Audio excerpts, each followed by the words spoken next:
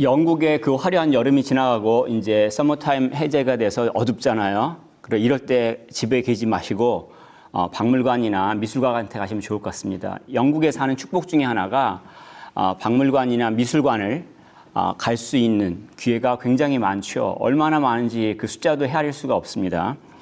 테이트 모던 혹시 가보신 적 있는지 모르겠습니다. 많은 현대 작품들 있잖아요. 듀샹의 그 파운틴 같은 작품. 남자 소변기를 갖다 놓고 그걸 작품이라고 하고 있어요. 어마어마한 가격을 치르고. 많은 생각들이 들죠. 그게 예술 작품인가? 여러분들은 어떤 생각을 하셨는지 모르겠습니다. 가보셨어야지 저랑 얘기가 돼요, 지금. 가봐야지 지금 무슨 얘기를 하는지 알겠는데. 어쨌든 그런 게 있습니다. 남자 소변기를 놓고 현대 작품이라고 하는데, 메시지는 우리가 작품에 의미를 부여한다. 그거죠. 오늘날 흐름이죠. 포스트 모더니즘에. 그런데 이런 것들 때문에 사실 신앙생활을 하는데 어려운 게 많습니다. 내가 모든 걸 의미를 부여하는, 특별히 우리가 굉장히 익숙한 천국이라는 것, 아니면 회개라는 것, 세례라는 이 개념조차도 내가 그냥 의미를 부여하고 그게 그거다라고 생각하는 경우가 많습니다. 말씀 가운데서 뭐라고 가르쳐주는지 들어야 되지 않겠습니까? 그걸 통해서 하나님께서 주신 은혜가 있기 때문에 우리가 또 하나님 말씀을 통해서 이해하고 이 시간에 또 그 은혜를 찾아 누렸으면 참 좋겠습니다. 본문 시작하면서 세례 요한이 등장하죠. 1절에 보면 세례 요한이 이르러 유대 강야에서 전파하여 말한다라는 것을 하는데, 누가복음 3장 1절에 보면 로마 티베리우스 황제 시절입니다. 그리고 헤롯 안디파스라고 하는데 그 갈릴리 지역 분봉왕으로서 다스리는 사람, 그러니까 헤롯 대왕의 아들이죠. 그리고 유대 강야라는 것은 저번에 가보신 분이 여기서 저밖에 없군요. 예루살렘을 가시면은 그 예루살렘 동편부터 그 아래로 쭉 유대 강야라고 불러요. 그래서 예루살렘과 여기 사해가 있어요. 여기에 있는 그 윌더네스, 황무지를 광야라고 부르는데, 지금 이 세례 요한이 이 근처에서, 근데 특별히 요단강에서 세례를 줬기 때문에 요 사해 바로 위쪽, 그러니까 유대강야 아마 위쪽에서 사역을 했다라고 추정을 할 수가 있습니다. 그런데 이 요한을 딱 보면은 아버지가 사가랴죠. 제사장이에요. 그렇다는 얘기는 뭐냐면 요한도 아버지 말 잘 듣고 있으면 예루살렘 성전에서 기도하고 제사하고 주는 11조 받아서 생활할 수 있었다는 얘기죠. 근데 지금은 요한은 유대 광야에 있습니다. 먹고 살기 힘들어요. 딱 옷차림만 봐도 알 수 있습니다. 4절에 보면 낙타 털옷, 그리고 허리에 가죽띠, 그리고 메뚜기에 석청을 먹었다고 얘기를 하는데, 가난한 사람들의 특징이죠. 거기서 뭘 먹겠어요? 뭐가 좀 나와야지 옷도 좀 비단 옷 입고 그러는데 가난하다는 얘기입니다. 이 요한은 자기가 지금 할 일 때문에 당연히 주어지는 축복들을 포기한 거예요. 소위 말해서 기득권을 포기하고 그 힘든 삶을 자기가 스스로 살아가는 거죠. 근데 여기서 멈추지 않고 이 요한의 모습을 보면은 많은 경우에, 특별히 구약에 익숙한 사람들은 엘리야의 모습을 발견해요. 왜냐하면 엘리야를 열왕기 하 1장 8절에 이렇게 묘사합니다. 그들이 그에게 대답하되 그는 털이 많은 사람인데 허리에 가죽띠를 띄었더이다. 그러니까 아시아 왕이 자기가 다쳐가지고 나 죽을 건지 살 건지 알아보라고 했는데, 엘리야 선지자가 그 부하들한테 나타나서 죽는다 말을 했어요. 그래서 이것들을 이제 확인하기 위해서 누군가 물어봤을 때 엘리야를 이렇게 묘사한다는 얘기죠. 지금 본문에 나오는 그 모습과 일치한다는 얘기예요. 사실은 말라기 4장 5절에 하나님께서 마지막 때에 주님께서 다시 오실 터인데, 마지막 때에 주님이 오시기 전에 엘리야를 보내주겠다라고 하셨어요. 그래서 지금 상황을 보면서 구약을 이해하고 있는 사람들은 그 마지막 때가 온 거라는 것들을 이해할 수 있는 거예요. 엘리야로서 이 세례 요한이 사역을 한 것들은 간단합니다. 회개하라, repent. 이게 세례 요한의 사역이에요. 이것들은 구약에서부터 예언되어 있죠. 이사야서 40장 3절에 너희는 주의 길을 예비하라. 주님께서 오실 때, 메시아가 이 땅에 오실 때, 그리스도가 이 땅에 와서 온전한 세상을 만드실 때, 행복한 세상을 만드실 때, 그 전에 우리가 할 게 있다는 얘기예요. 그 길들을 만드는 것들이 필요하다는 얘기입니다. 그게 바로 회개라는 것을 알 수가 있습니다. 이 회개라는 것들을 많이 오해를 합니다. 미안해요 라고 말하면 되는 거 아니에요? 그리고 동양권에서는 이제 허리 좀 숙여가지고 손바닥도 비고 미안합니다. 이러면 혹시 회개한다고 생각을 하시나요?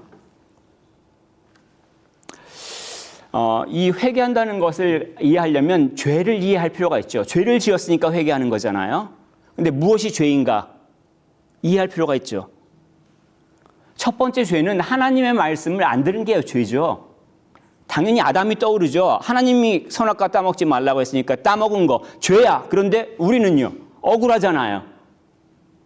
근데 하나님께서 십계명을 주셨잖아요. 그 기준으로 우리의 생각과 행동과 말을 살펴보면 우리는 어떤 결론에 도달해요? 하나님과 사람들을 사랑하며 섬기지 않고 있다라는 거에 도달하죠.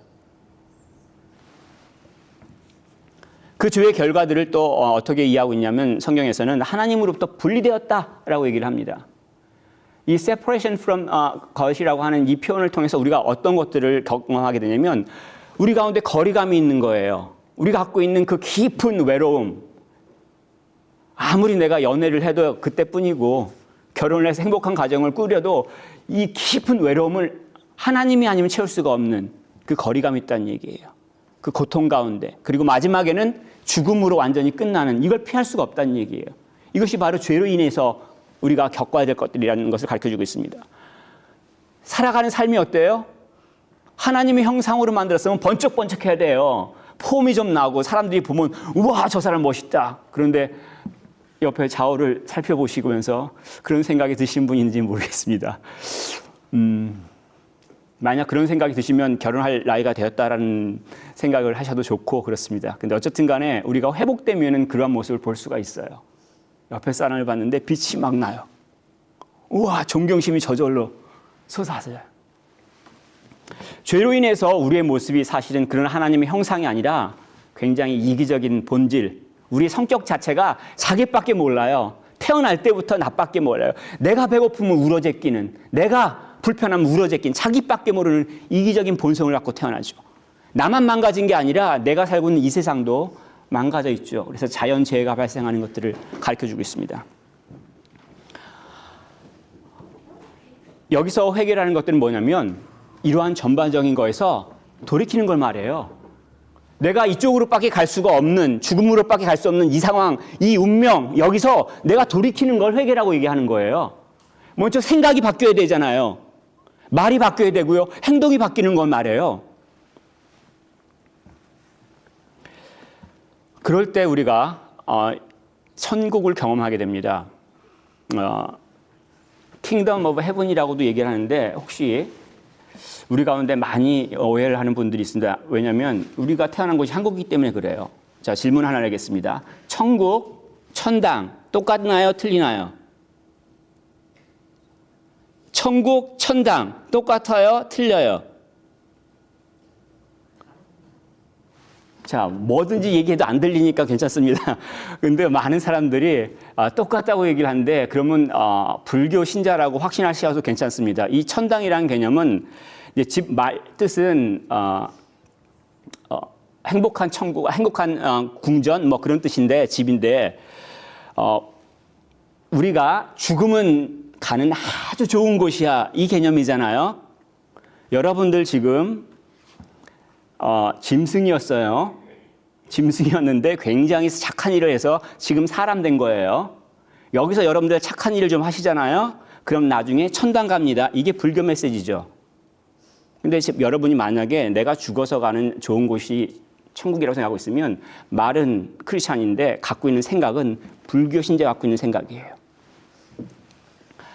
2절에 보면 천국이 가까이 왔느니라라고 말하고 있죠. 여기서 예수님도 나중에 4장 17절에 천국이 가까이 왔느니라 말씀하셨어요. 이걸 좀 어려운 말을 쓸게요. 완료 시제를 씁니다. 퍼펙트 텐스를 씁니다. 이 퍼펙트 텐스를 언제 씁니까? 제가 설명할 거예요. 고민 안 하셔도 됩니다. 영어도 그렇지만 특별히 이 그리스말에서 이 퍼펙트 텐스는 언제 쓰냐면 액션이 딱 끝났어요. 근데 그 효과가 계속 지속되는 걸 말합니다. 이해가 안 가시죠? 쉽게 얘기하면 내가 집을 샀어요. 계약서를 썼어요. 그러면 나는 그 집의 주인이고 집에서 살아요. 이거를 묘사할 때 이 완료형을 씁니다. 무슨 얘기냐면 천국이 시작되었고 우리가 그 천국에 참여할 수 있고 기쁨을 누릴 수 있다는 것을 가르쳐주고 있는 거예요. 천국이 시작됐다고 2000년 전에 말했잖아요. 2000년이 흐렀는데 아직도 천국이 가까워요. 이 말만 듣고 있나요? 그럼 본인은 천국에 속하지 않은 거죠. 세례 요한도 천국이 가까웠다고 얘기를 하고 있고 예수님도 천국이 시작되었고 누릴 수 있다고 말씀하셨는데 내가 만약에 그 천국의 기쁨을 못 누린다면 난 천국에 속하지 않은 거예요. 천국을 어떻게 생각하시나요? 공짜 티켓 받아서 가는 좋은 곳이라고 생각하시면 아니라고 했죠. 하나님께서 왕으로 다스리는 곳을 천국이라고 얘기합니다.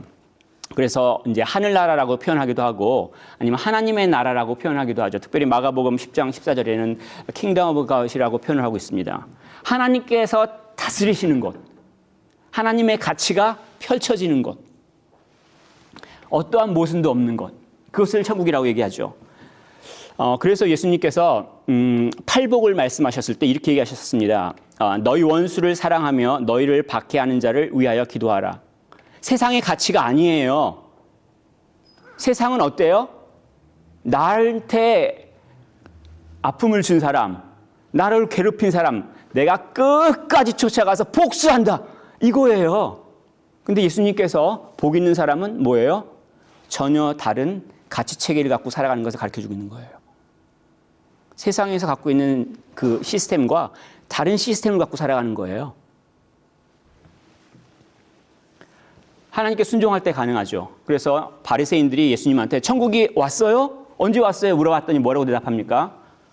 누가복음 10장 21절에 또 여기 있다 저기 있다고도 못하리니 하나님의 나라는 너희 안에 있느니라. 예수를 그리스도로 믿는 자, 그 말씀에 순종하는 자들이 그 천국이 그 안에 있다고 얘기하시는 거예요. 물론 이런 것들 우리가 지금 주관적으로 느끼는 것들도 표현되지만 동시에 이 천국은 또 다른 모습이 뭐냐면 실존하는 나라예요.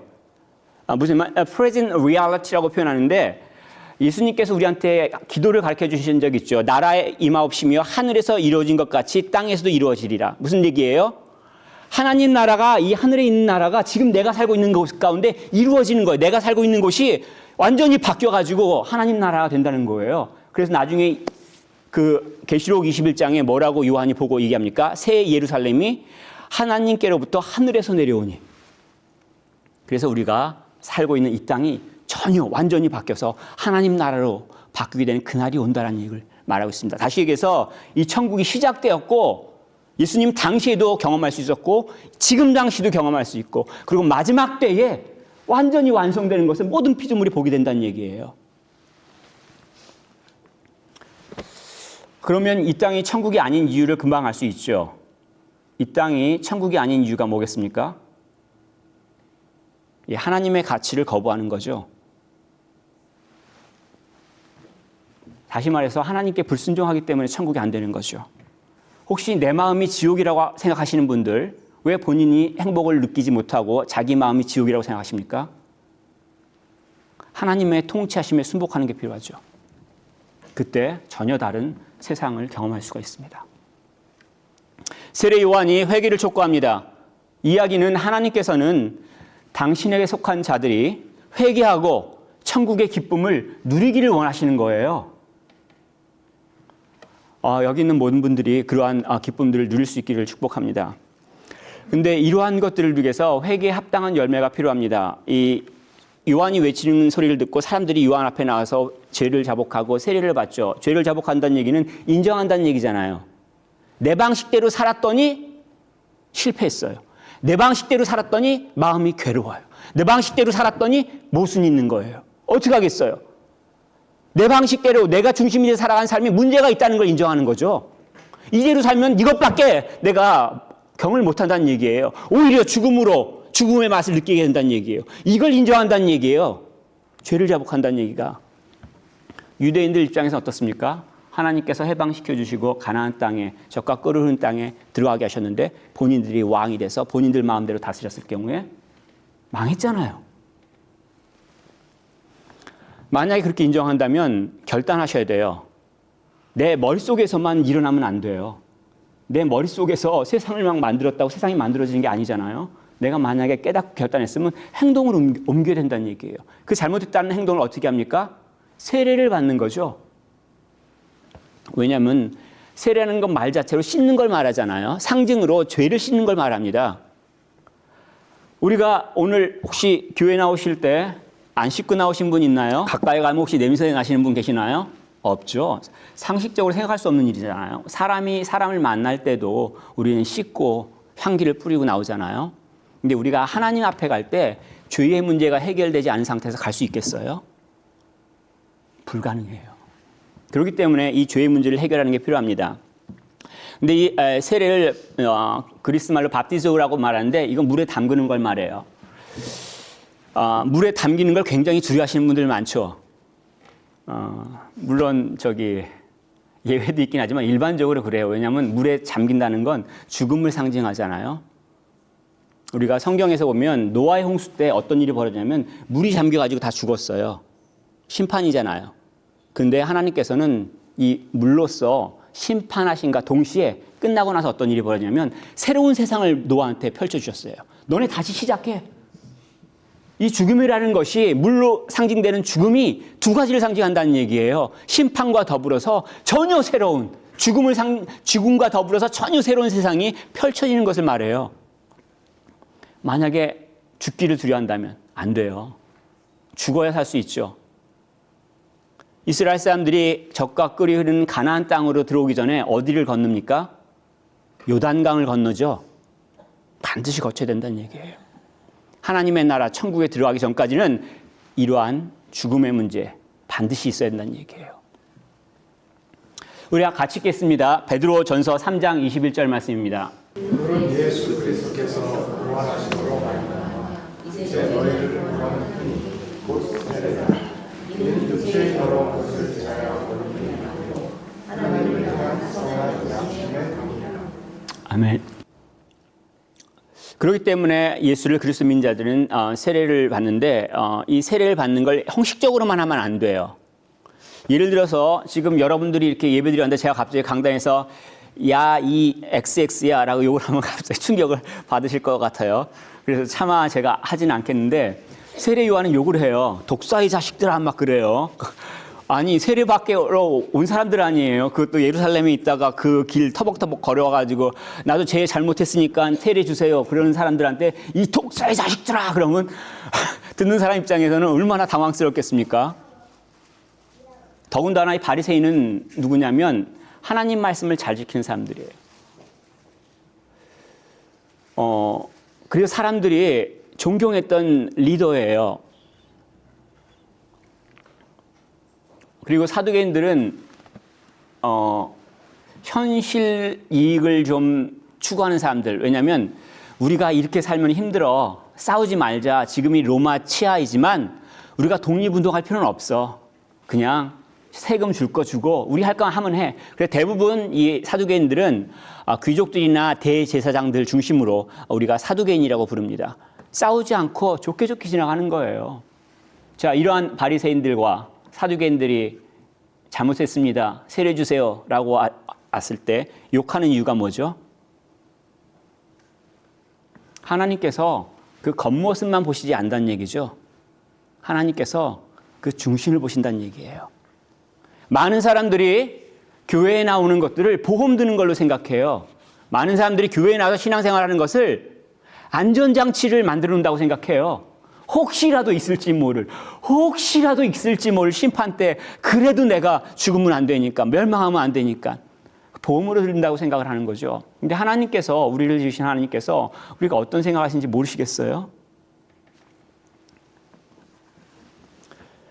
예수님께서는 나더러 주여 주여 하는 자마다 다 천국에 들어갈 것이 아니요 다만 하늘에 계신 내 아버지의 뜻대로 행하는 자라야 들어가리라 라고 얘기했습니다. 무슨 얘기냐면 내가 만약에 회개한다면 회개에 합당한 행동이 있어야 된다는 얘기예요.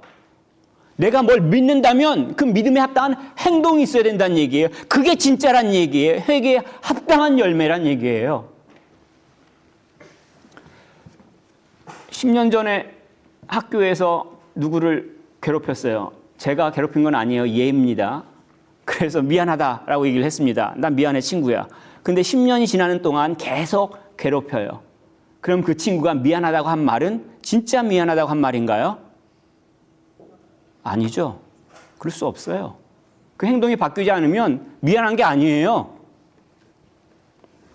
분명히 심판할 것을 경고하시죠. 도끼가 남의 뿌리 위에 놓였다라고 얘기를 합니다. 왜냐하면 예수님이 그리스도가 된다는 것은 두 가지를 상징을 해요.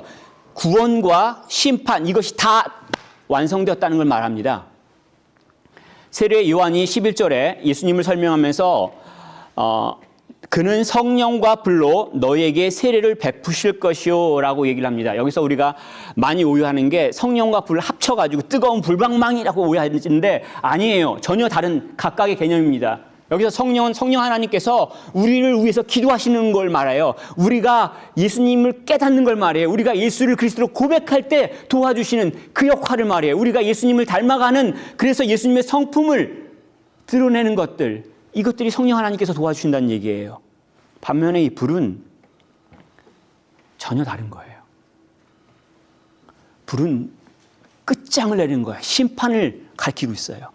12절에 이렇게 표현하고 있죠. 손에 키를 들고 자기의 타작마당을 정하게 하사 알곡은 모아 곡간에 들이고 쭉정이는 꺼지지 않는 불에 태우시리라. 오늘날 우리들은 익숙하지 않은 농경 문화인데 옛날 농경 문화 때 특별히 이스라엘에서는 보리나 밀을 추수하면은 타작망에다가 이렇게 펼쳐놔요.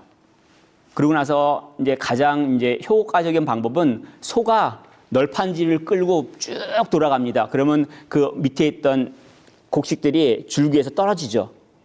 만약에 이게 안 되는 사람들은 어떻게 하면 도리깨를 하던가 아니면 위노잉 포크라고 하는데 삼지창 같은 거 있잖아요. 삼지창으로 이렇게 던져가지고 하늘에 던집니다.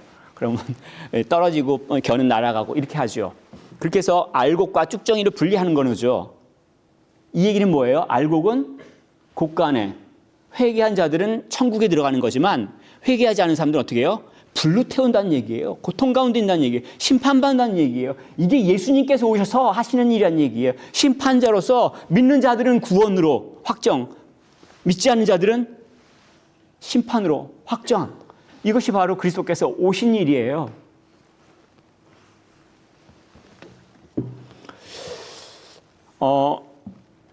회개에 합당한 열매를 맺는 것들이 필요합니다. 특별히 오랫동안 신앙생활을 하신 분들 가운데 있어서 본인들이 하는 말과 본인들이 하는 행동과 살펴보셔야 됩니다. 그것이 우리가 믿는 복음에 합당한 것인지 예수님을 닮아가는 모습인지 보셔야 돼요. 예수님께서 이 세례 요한에게 오셔서 세례를 받습니다. 지금 우리는 죄를 지었기 때문에 회개한다는 상징으로 세례를 받는데 예수님은 왜 세례를 받습니까? 혹시 예수님이 내가 모르는 죄를 지으셔가지고 세례 여기 죄 용서 받으러 오신 건가요? 아니죠. 예수님은 성령으로 잉태되신 분입니다. 전혀 다른 인류의 아담과 그 후손과 전혀 다른 마지막 아담으로서 새로운 인류를 시작하신 분이에요. 시작부터가 달라요.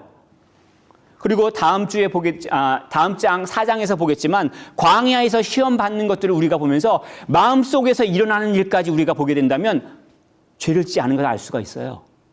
자기 중심으로 행동하지 않아요. 마지막에 히브리서 4장 15절에 이래 우리와 똑같이 시험을 받으신 이로되 죄는 없으시니라 라고 선언하고 있죠. 그렇다면 예수님께서 이 세례를 받으신 건 우리랑 똑같은 세례를 받았지만 전혀 다른 의미란 얘기예요. 15절에 모든 의를 이루는 것이 합당하니라 라고 얘기를 합니다. 이 세례 요한한테 나오니까 세례 요한이 안 돼요. 제가 대신 받아야 되는데요. 라고 하니까 아니야, 나한테 줘. 모든 의를 이루는 것이 합당하다라고 얘기를 합니다. 여기서 모든 의가 어려운 말이긴 한데 쉽게 얘기하면 예수님께서 죄의 문제를 해결하시는 거예요. 그래 하나님 앞에 설 수 있게 하나님과 함께 할 수 있도록 하시기 위한 그러한 것을 말씀하시는 거죠. 세례 요한도 이렇게 증언합니다. 요한복음 1장 29절에 예수님께서 지나가신 것을 보시고 뭐라고 얘기하냐면 세상 죄를 지고 가는 하나님의 어린 양이로라.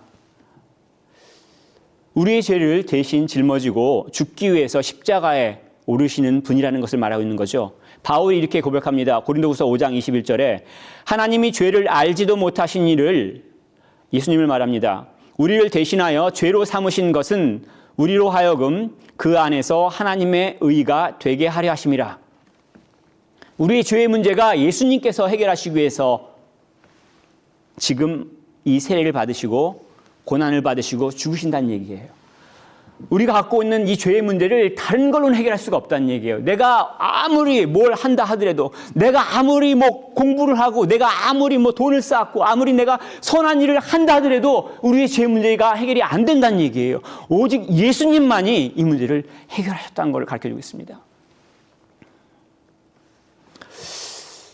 그리고 그러한 예수님께서 해결하신 것을 우리는 세례를 통해서 혜택을 누려요. 이것을 좀 어렵게 표현하긴 했지만 로마서 6장 3절 4절 같이 읽었으면 좋겠습니다. 무릇 그리스도 예수와 합하여 세례를 받은 우리는 그의 죽으심과 합하여 세례를 받는 줄을 알지 못하느냐. 그러므로 우리가 그의 죽으심과 합하여 세례를 받음으로 그와 함께 장사되었나니 이는 아버지의 영광으로 말미암아 그리스도를 죽은 자 가운데서 살리신 것 같이 우리로 또한 새 생명 가운데서 행하게 하려 함이라. 예수님도 세례를 받으시고 우리를 세례를 받고 이것을 통해서 예수님께서 십자가에서 흘리신 그 보혈의 피의 은혜를 우리가 덧입게 된다는 얘기죠. 거기서 죽음에서 끝나고 주님께서 주시는 생명을 얻게 된다는 얘기예요.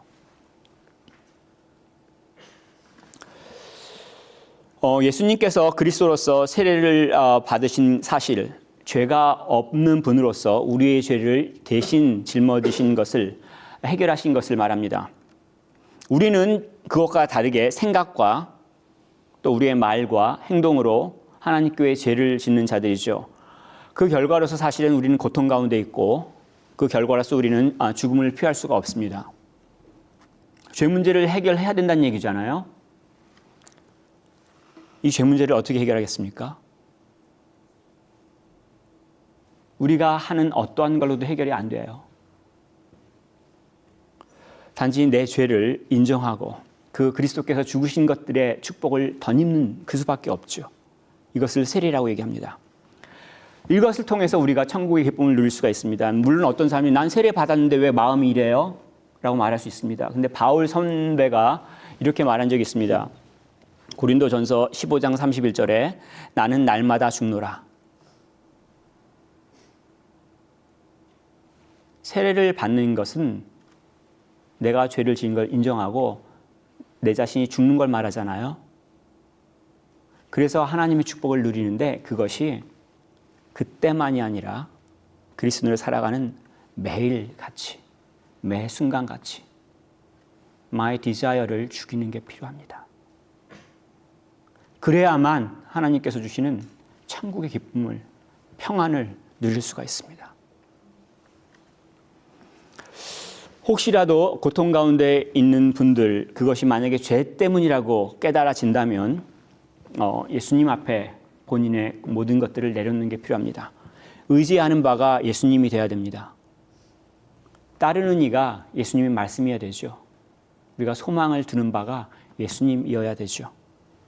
그럴 때 우리가 살아가고 있는 이 땅 가운데서 전혀 알 수 없는 기쁨과 평안을 누릴 수가 있습니다.